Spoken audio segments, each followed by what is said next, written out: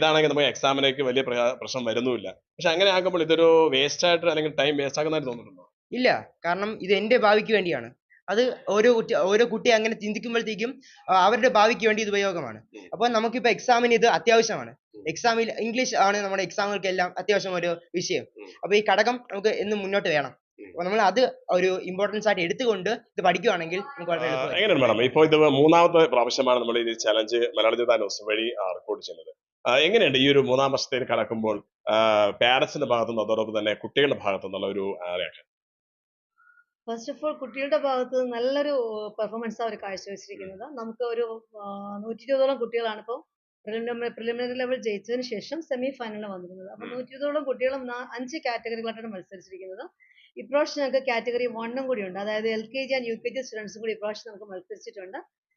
നന്നായിട്ട് തന്നെ ഓരോ കാറ്റഗറിയുടെയും പെർഫോമൻസ് അത്രയും മികച്ചത് തന്നെയായിരുന്നു. ഇനിയിപ്പം വിന്നേഴ്സിനെ സെലക്ട് ചെയ്യുന്ന പാടേ ഉള്ളൂ. ജഡ്ജസ് ആയാലും സ്പെൽ മാസ്റ്റർ ആയാലും അത്രയും ഇതായിട്ട് നോക്കുകയാണ്. കാരണം ഓരോ സെക്ഷനും കുട്ടികളെ കണ്ടെത്താനുള്ള ചലഞ്ചിങ് സെക്ഷൻ നടക്കുന്നതേ ഉള്ളൂ. ഇപ്പൊ ഫൈനൽ റൗണ്ട് സ്റ്റാർട്ട് ചെയ്തിട്ടുണ്ട്.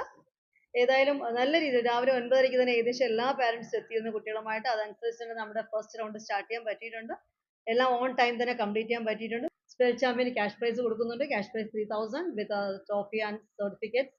And അതുപോലെ തന്നെ first runner up 2000 and the second runner up 1000 and the remaining participants, those who came as the semi finalists, everyone will be getting medals and certificates also. എല്ലാ പാരന്റ്സും നന്നായിട്ട് തന്നെ cooperate ചെയ്യുന്നുണ്ട്. അതുപോലെ തന്നെ ഓരോ സ്കൂളിൽ നിന്ന് ടീച്ചേഴ്സും പാരന്റ്സും കുട്ടികളുമായിട്ട് നല്ലൊരു സഹകരണമാണ്. എനിവേ ഇത് നമ്മുടെ 3rd ഇയർ ആണ്. മൂന്നാമത്തെ വർഷമാണ് ഈ പ്രോഗ്രാം ചെയ്യുന്നത്. ആദ്യത്തെ വർഷം അലൻ ഫെൽഡ്മാൻ സ്കൂൾ വെച്ചായിരുന്നു. രണ്ടാമത്തെ വർഷം ഞങ്ങളുടെ കന്യാകുളങ്ങര ജമാഅത്ത് സ്കൂൾ വെച്ചായിരുന്നു. And the 3rd year beta global ARR public school വെച്ചാണ്. ഇത് നല്ല രീതിയിലുള്ള പ്രോഗ്രാംസ് ആണ്. നല്ല പെർഫോമൻസ് ആണ് നമ്മുടെ കുട്ടികൾ കാഴ്ചവെക്കുന്നത്. എങ്ങനെയാണ് സത്യത്തിൽ ഇപ്പോൾ ഈ സ്റ്റേറ്റ് അതുപോലെ CBSE സിലബസ് ഇപ്പൊ രണ്ടും നോക്കുമ്പോഴും ഇങ്ങനെ ഒരു ഇംഗ്ലീഷ് ഭാഷ പഠിക്കുന്നതിനപ്പുറം കമ്മ്യൂണിക്കേഷന് വേണ്ടി ഇപ്പൊ സ്പോക്കൺ ഇംഗ്ലീഷ് പോലെ അതിനപ്പുറം വലുതായിട്ടാണല്ലോ ഇപ്പൊ നമുക്ക് തോന്നുന്നത്. അതെങ്ങനെയാണ് ഈ കാണുന്ന പാരന്റ്സിനോട് അതോടൊപ്പം സ്കൂൾ മാനേജ്മെന്റിനോടും ഇതിനെ കുറിച്ചൊന്ന് പറയാനുള്ളത്?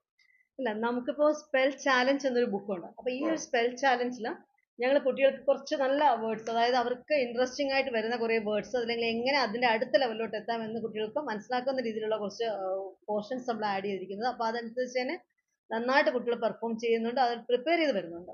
അപ്പൊ ഇതിൽ കൂടി കുട്ടികൾക്ക് ഇംഗ്ലീഷ് ഭാഷ ഈ അനായാസം കൈകാര്യം ചെയ്യാനും അതല്ലെങ്കിൽ അത്രയും നന്നായിട്ട് കോൺഫിഡൻസോട് കൂടി ഒരു മത്സരത്തിൽ പങ്കെടുക്കാനുമുള്ള ഒരു കഴിവാണ് നമ്മൾ ഈ പ്രോഗ്രാമിൽ കൂടി കുട്ടികൾക്ക് കൊടുക്കുന്നത്. ഇതെങ്ങനെയാണ് ഇപ്പോ സ്കൂൾ തലത്തിൽ സഹോദയ അല്ലെങ്കിൽ ഈ പറഞ്ഞതുപോലെ സ്റ്റേറ്റിലേക്ക് അവരെ നമുക്കിത് ഒന്ന് അപ്ലൈ ചെയ്യാൻ വേണ്ടി ഒരു റിക്വസ്റ്റ് ഒരു കൊടുക്കാൻ എന്തെങ്കിലും ഒരു സൊല്യൂഷൻ കാണുന്നു?